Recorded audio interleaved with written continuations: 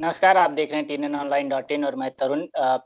इस समय कोविड-19 के कारण देश भर के शैक्षणिक संस्थान बंद हैं और नए सत्र की शुरुआत कैसे हो, इस पे लगातार माथापच्ची चल रही है। पिछले दिनों चर्चा में एक खबर में आई कि काशी हिंदू विश्वविद्यालय इस बार एंट्रेंस एग्ज़ाम की बजाय मेरिट पर यानी कि 12वीं और ग्रेजुएशन के मेरिट पर दाखिला लेगा। जिसको लेकर कुछ छात्रों ने सोशल मीडिया के अलग-अलग प्लेटफ़ॉर्म पे अपना विरोध दर्ज कराया। हमारे साथ बातचीत करने के लिए आज काशी हिंदू विश्वविद्यालय के 2 छात्र मौजूद हैं और उनसे समझने की कोशिश करेंगे कि आखिर जब कोविड के समय में सब कुछ स्थगित है, एक तरह से रुक गया है, उस समय वो क्यों प्रशासन का लगातार सोशल मीडिया पे विरोध कर रहे हैं। हमारे साथ बातचीत के लिए मौजूद हैं पतंजलि पांडे और अनिमेष, दोनों ही लोग काशी हिंदू विश्वविद्यालय के छात्र हैं। आप दोनों का बहुत स्वागत है। धन्यवाद धन्यवाद तरुण जी। स्वागत तरुण जी। मैं पतंजलि जी आपसे शुरू करना चाहूँगा कि जब कोविड के समय सब कुछ रुक गया है, सब कुछ ठप है, ऐसे समय में अगर विश्वविद्यालय कोशिश कर रहा है कि वो अगले सत्र की शुरुआत कर पाए और उसमें वो मेरिट रखना चाहता है, तो आप लोग विरोध क्यों कर रहे हैं? क्योंकि बड़ी संख्या में छात्र परीक्षा देने आते हैं और इससे सोशल डिस्टेंसिंग का पालन नहीं हो पाएगा, कोरोना का डर है। देखिए, विश्वविद्यालय शुरू कैसे हो पाएगा, पहले यही सोचने की जरूरत है। आपने जो प्रश्न किया उसके दो भाग हैं, एक तो मेरिट बेस्ड जो आपने एंट्रेंस एग्जाम की बात की और दूसरा विश्वविद्यालय शुरू हो पाएगा कि नहीं। तो ये कहना अनुचित है कि आप मेरिट बेस्ड एग्जाम ले आके आप क्या, मैं कह रहा हूँ कि ठीक है आप अभी मेरिट के आधार पर दाखिला लेके क्या कक्षाएं शुरू करने में सक्षम हैं? नहीं है। तो फिर इस तरह के फितूर का, देखिए काशी हिंदू विश्वविद्यालय की अपनी एक विशेषता है।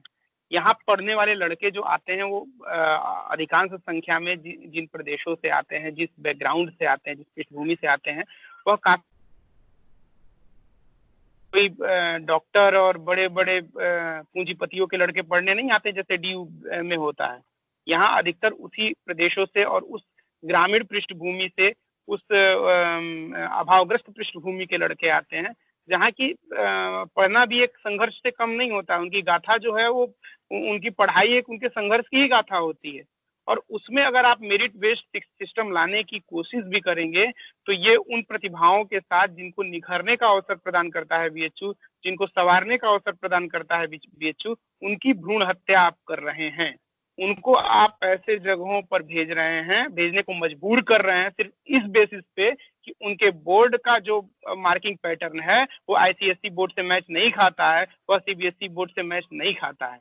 आप एक झारखंड के सुदूर ग्रामीण क्षेत्र में पढ़ा हुआ लड़का जो 68% लाता है, लेकिन अगर आप BHU के एंट्रेंस एग्जाम में अगर उसको बैठाएंगे तो उसको क्रैक करने की क्षमता रखता है। लेकिन अगर आप BSc का एग्जाम और BA का एग्जाम अगर आप मेरिट बेसिस पे रखेंगे तो वो तो ऐसे ही बाहर हो जाएगा। फिर वही श्री राम कॉलेज और कॉमर्स जो DU के 8-10 जो बड़े बड़े कॉलेजेस है जिनकी मेरिट 99 और 100 आती है, वैसे BHU की भी स्थिति हो जाएगी। तो वो लड़के कहाँ जाएंगे? क्या आप शिक्षा को सिर्फ आप पूंजीपतियों ऐसे लोगों के पुत्रों के हाथ में तक ही सीमित रखना चाहते हैं जो साधन संपन्न हैं? या उनको भी शिक्षा का अवसर मिलना चाहिए, उनको भी उच्च शिक्षा का अवसर प्राप्त होना चाहिए, उनको भी अपने आप का के परिष्कार, अपने आप को आगे बढ़ाने का अवसर प्राप्त होना चाहिए, जो गरीब वंचित पृष्ठभूमि से आने वाले लड़के हैं। हमारा विरोध बस इसीलिए, और प्रशासन अगर ऐसी मंशा दिखाएगा तो उसका कड़े तौर पे विरोध करेंगे। और पूरे छात्र आप देखेंगे कि दलीय बंधन, वैचारिक बंधन सारे टूटे हुए, सबने इसका विरोध किया है कि नहीं, ये अनुचित कदम है। जिस क्षेत्र विशेष में BHU है, जहाँ के पृष्ठभूमि के लड़के आते हैं BHU में पढ़ने, उनके साथ ये भद्दा मजाक है प्रशासन का। हम इसका विरोध करते हैं और करते रहेंगे। अनिमेष, मैं आपसे जानना चाहूंगा, आप पिछली बार एंट्रेंस में टॉप किए थे पॉलिटिकल साइंस के। अब इस समय कोई विकल्प भी तो नहीं है ना। कोविड के समय में अगर BHU 4-4.5 लाख, अगर हम BA के एग्जामों को ही बात करें कला संकाय में या आप जिस सोशल साइंस फैकल्टी में उसमें, तो 4-4.5 लाख लोगों का परीक्षा कराना भी तो आसान नहीं। ऐसे में तो क्या आप लोग, जिस तरह से आप लोग का विरोध है, अगर आपकी बात मान ली जाए तो पूरा साल ही स्थगित हो जाएगा। बहुत बढ़िया प्रश्न किया है आपने। मेरी आवाज तो आ रही है ना? जी जी जी। हाँ तरुण जी, मेरा ये कहना है कि मैं BHU का विद्यार्थी हूँ। मैंने एंट्रेंस दे के यहाँ पे दाखिला पाया है। हमें जैसा कि बड़े भैया पतंजलि जी ने कहा है कि जो पृष्ठभूमि है किसी एक विश्वविद्यालय का, खासकर आप देखें कि हर विश्वविद्यालय का अपना एक तरीके का पृष्ठभूमि होती है, उसको अगर हम ध्यान में रखें तो हमें पता चलेगा कि कैसे काशी हिंदू विश्वविद्यालय में खासकर जो नॉर्थ इंडिया है अपना, उसके समझिए बिहार, झारखंड, उत्तर प्रदेश जैसे बोर्ड से निकले हुए एक बहुत बड़े विद्यार्थियों की संख्या काशी हिंदू विश्वविद्यालय में एंट्रेंस के माध्यम से अपना स्थान पाते हैं, और फिर वो विद्यार्थी शायद अपने जीवन को लेके बहुत आसान्वित हो जाते हैं। और न सिर्फ ये उन विद्यार्थियों को मुझे लगता है कि बीएचयू जैसे संस्थान में दाखिला मिलता है, बल्कि उनके पूरी जो पारिवारिक पृष्ठभूमि होती है, जो पूरा परिवार होता है, वो एक तरीके से संपन्न होने लगता है, और वो एक तरीके की सबसे बड़ी मुझे लगता है सोशल जस्टिस है। तो इस तरह का निर्णय अगर प्रशासन लेता है जिसमें कि वह मेरिट के आधार पे एडमिशन लेना चाहता है, तो न सिर्फ उन विद्यार्थियों का जो शायद सालों से एक साल पहले से मेहनत कर रहे हैं, एंट्रेंस की तैयारी कर रहे हैं, उनके साथ मजाक है, उनके साथ धोखा है, साथ ही साथ पूरी की पूरी जो सोशल जस्टिस है नॉर्थ इंडिया की एजुकेशन सिस्टम के हिसाब से देखें तो इस पे बहुत बड़ा प्रहार है, और ये बहुत ही गलत निर्णय है। आपके जो सवाल का दूसरा पहलू है कि विकल्प क्या है, मुझे लगता है कि हमारे देश में यही सबसे बड़ी दिक्कत है कि जब भी कोई क्राइसिस आता है तो दुनिया में आप देखेंगे कि इनोवेशन को जन्म देता है, हर एक क्राइसिस एक अपॉर्चुनिटी को जन्म देता है, लेकिन हमारे यहाँ क्राइसिस जो है वो कामचोरी को जन्म दे देता है। आज विश्वविद्यालय प्रशासन इस क्राइसिस को एक बहाना बनाकर अपने कामचोरी रवैये को दिखा रहा है, जब वो कह रहा है कि वो एंट्रेंस लेने में सक्षम नहीं है तो वह मेरिट के आधार पे एडमिशन दे देगा। यह अपने जिम्मेदारी से मुझे लगता है भागने की कोशिश है जो विश्वविद्यालय कर रहा है, और ये क्राइसिस को हम कैसे इनोवेशन में तब्दील करें, ऐसा अगर विश्व मतलब बीएचयू, जेएनयू, दिल्ली विश्वविद्यालय जैसे भारत के शीर्ष संस्थान, आप एनआईआरएफ की रैंकिंग देखिए, उसमें बीएचयू तीसरे नंबर पे अपना स्थान पाया है। ऐसे विश्वविद्यालय अगर ऐसे परिस्थितियों से निकलने के लिए इनोवेशन के बजाय इस तरह के कामचोरी को अपनाएंगे तो मुझे लगता है इस देश का भविष्य सुरक्षित नहीं है। लेकिन प्रशासन की भी अगर हम बात करें और प्रशासन को समझने का प्रयास करें, एक तो हम सभी जानते हैं क्योंकि मैं भी वहाँ का छात्र रहा हूँ, तो मैं देखा हूँ कि किस तरह से एडमिशन के दौरान कितनी भीड़ होती है लंका गेट पे। सिर्फ लंका गेट की बात करें, पूरे बनारस को छोड़ भी दिया जाए तो सबसे बड़ा परिसर होने के बावजूद भी विकल्प कहाँ है? मतलब अगर आप लोग से पूछा जाए कि अगर इसमें विकल्प खोजने की कोशिश की जाए, क्योंकि हम सभी जानते हैं कि सितंबर, अक्टूबर तक या दिसंबर तक ऐसी स्थितियां बन सकती हैं, तो उन छात्रों के साथ भी न्याय नहीं होगा जो 12वीं का एग्जाम इस बार दे दिए, तो उनके पास भी 6 महीने का इंतजार करने का, यानी तब एंट्रेंस हो, फिर उसके बाद एक लंबी प्रक्रिया हो, फिर जाके कहीं एडमिशन का दाखिला हो। तो क्या ये 1 साल के लिए अगर प्रशासन कोशिश कर रहा तो वो तो एक अच्छी पहल के तौर पर देखा जाना चाहिए। जी। मुझे लगता है कि जहां तक एंट्रेंस लेने और उसके विकल्प का सवाल है, जब तक विश्वविद्यालय नहीं देश भर में खुल रहे हैं, और जब तक कहीं ना कहीं यूजीसी और शिक्षा मंत्रालय के द्वारा विश्वविद्यालय खोलने को लेकर कोई योजना नहीं बनती है, तब तक मुझे लगता है कि एंट्रेंस का भी कोई मतलब नहीं रहता है, क्योंकि जब तक आप विश्वविद्यालय नहीं शुरू करेंगे, पाठ्यक्रम नहीं शुरू करेंगे, तो ऐसे विद्यार्थियों को सिर्फ महज दाखिले देने का कोई मतलब नहीं बनता है। दूसरा, जहां तक विकल्प का सवाल है, तो मुझे लगता है भारत के प्राइवेट यूनिवर्सिटी में, खासकर आप अगर देखें इंस्टीट्यूट ऑफ इमिनेंस का दर्जा पाने वाले जैसे जिंदल ग्लोबल स्कूल है, ऐसे विश्वविद्यालय नए इनोवेटिव टेक्निक्स ला रहे हैं। जो उनका जिंदल स्कॉलस्टिक एप्टीट्यूड टेस्ट होता है, उसको वो आर्टिफिशियल इंटेलिजेंस से जोड़ के होम बेस्ड प्रोक्टोरियल सिस्टम के आधार पे क्रिएट कर रहे हैं। तो मुझे लगता है कि अगर इतना ही महत्वपूर्ण है इस समय एंट्रेंस और विद्यार्थियों के दाखिले और प्रवेश प्रक्रिया को शुरू करना, तो ऐसे माध्यम से ऐसे नवाचार को मुझे लगता है शिक्षा जगत में लाना चाहिए।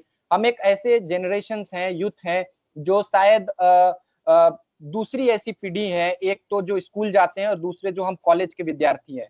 हम ऐसे दो पीढ़ी हैं जो शायद जिनके हाथ में भारत का भविष्य है, और मुझे लगता है अगर हमारे साथ टेक्नोलॉजी को या हमारे साथ इन नवाचारों को नहीं जोड़ा जाएगा, तो वो कब ऐसा प्रयास होगा जब हम शायद भविष्य में सुरक्षित रह सकते हैं या भविष्य में अपने आप को बदलने के लिए कोशिश करेंगे। इसीलिए ये सब विकल्प है प्रशासन के पास। मुझे लगता है कि वो खुद को कुछ नवाचार, टेक्नोलॉजी को इनेबल्ड सिस्टम्स को कुछ आधार बनाकर इस तरह की परीक्षा करे।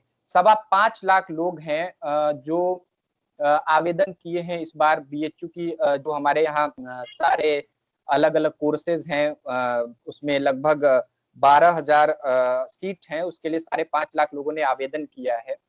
मुझे लगता है कि यह निश्चित है कि एंट्रेंस कराना अभी संभव नहीं है ऐसे वातावरण में, लेकिन मुझे लगता है कि उन 5.5 लाख विद्यार्थियों को लगातार ऐसे कम्युनिकेशन के आधार पे, जिसपे एक बहुत महत्वपूर्ण मैं इसमें बात जोड़ दूं पहले कि विश्वविद्यालय ने अभी 2 सप्ताह पहले ही एक परीक्षा नियंत्रक ने एक नोटिफिकेशन जारी किया था, जिसके माध्यम से परीक्षा नियंत्रक ने कहा था कि आप जो देश भर के वे 5.25 लाख आवेदनकर्ता हैं, वो अपने सेंटर्स को बदल सकते हैं। एक सप्ताह में ऐसा क्या हो गया या ऐसी कौन सी परिस्थिति बदल गई कि विश्वविद्यालय प्रशासन अब यह कह रहा है, जैसा कि बनारस के लोकल अखबार में यह खबर छपी कि अब एंट्रेंस विश्वविद्यालय नहीं लेगा। आप इतना कम्युनिकेशन गैप्स है, आपके इंफॉर्मेशन गैप है कि आप विश्वविद्यालय के विद्यार्थियों का उन एंट्रेंस के देने वाले 5.25 लोग के जो बच्चे हैं, उनके भविष्य के साथ आप कहीं ना कहीं खिलवाड़ कर रहे हैं, उनको असमंजस की स्थिति में रख रहे हैं। ऐसा नहीं होना चाहिए। आपकी पहले तो क्लैरिटी होनी चाहिए और कम्युनिकेशन गैप इस तरह का नहीं होना चाहिए, जिस वजह से मुझे लगता है कोरोना और इस महामारी में एक तो वैसे भी सब जूझ रहे हैं और मानसिक इस तरह की स्थिति शायद नहीं है विद्यार्थियों को कि इस तरह की हर एक सप्ताह बाद नए नए नोटिफिकेशंस को पढ़े और ऐसी दुविधा वाली स्थिति में जाए। मेरा प्रश्न पतंजलि जी एक है, आप कुछ बोलना चाह रहे हैं उसमें जोड़ दें कि जो टेक्नोलॉजी की बात की जा रही है, मान लीजिए कल एक कोई एप्लीकेशन बना लिया जाता है, मोबाइल ऐप डिजाइन कर लिया जाता है IIT BHU की मदद से, लेकिन उसके बाद फिर एक समस्या खड़ी होगी, जिन गांवों से बच्चे आ रहे हैं, जिन गांव की वकालत, बच्चों की वकालत आप लोग कर रहे हैं, पक्ष रख रहे हैं, वहां तो इंटरनेट कनेक्टिविटी भी एक बहुत बड़ा प्रॉब्लम है। अगर ऐसे में अगर टेक्नोलॉजी की मदद से परीक्षा कराने की कोशिश भी की गई तो फिर तो भी तो एक इंटरनेट कनेक्टिविटी का बहुत बड़ा प्रॉब्लम खड़ा हो जाएगा उनके सामने। जी देखिए, कई पक्ष हैं। अभी जो उन्होंने बात की, मैं आपने कहा कि क्या विकल्प हो सकता है, मैं उस पर आना चाहूंगा कि अभी सबसे अच्छा विकल्प जो है, सबसे श्रेष्ठ विकल्प है, वो है प्रतीक्षा। क्योंकि सारे विश्वविद्यालय प्रतीक्षा के मूड में। अभी आप क्या अगले 10 दिन में कोविड-19 का प्रभाव क्या होगा, ये आप डिसाइड नहीं कर सकते, विश्वविद्यालय प्रशासन डिसाइड नहीं कर सकता। या हम एक अनुमान लगा सकते हैं कि इतने केसेस बढ़ेंगे, क्या होगा, कैसे। अभी गाइडलाइन, जब सरकार अभी इस तरह की गाइडलाइन जारी करने में शासन, भारत सरकार अगर इस स्थिति में नहीं है कि किसी प्रकार का दिशा निर्देश जारी कर दे, तो विश्वविद्यालय प्रशासन को अभी सबसे अच्छे विकल्प जो कि प्रतीक्षा का है, उसको अपनाना चाहिए। न कि इस तरह का अफवाहें फैलाकर जो छात्र हैं जिन्होंने परीक्षा का फॉर्म भरा है, उनका मानसिक शोषण करना चाहिए। वास्तविकता ये है कि अभी जिस परिस्थिति में है, अभी अनिश्चितता की परिस्थिति है। आप चाहे परीक्षा का डेट दें, चाहे कोई भी डेट दें, आप चाहे कोई भी टेक्नोलॉजी यूज कर दें, न तो वो आप 100% लड़कों तक पहुंच सकते हैं, न तो आप मेरिट बेस्ड एडमिशन भी अभी कराने में सक्षम है। आप बताइए, मेरिट बेस्ड एंट्रेंस कराएंगे, काउंसलिंग कैसे कराएंगे? आप ही बताइए। लड़के तो बहुत हैं, काउंसलिंग कराने में आप सक्षम हो पाएंगे? तो अभी प्रतीक्षा कीजिए। आप कैपेबल, BHU कैपेबल है कि 15 दिन के भीतर अगर चीजें नॉर्मल होती हैं तो 15 दिन के भीतर वो एग्जाम कराने में भी सक्षम है। ऐसा नहीं है कि BHU की कैपेबिलिटी नहीं है कि वो 15 दिन में एग्जाम नहीं करा सकता, अपना एंट्रेंस एग्जाम वो बिल्कुल करा सकता है और विभिन्न माध्यमों से करा सकता है। टेक्नोलॉजी का प्रयोग एक पक्ष हो सकता है, और भी विकल्प देने होंगे। जो लोग, अगर मानिए अगर कोई ऐप से कर सकता है, तो आप ऑफलाइन ऑनलाइन सारे विकल्प दीजिए ना, उनको 5 विकल्प मुहैया कराइए। मैं तो यही कह रहा हूँ कि आप 5 अगर तरीके से हो सकते हैं तो 5 तरीके से आप भीड़ तो 5 गुनी कम करेंगे।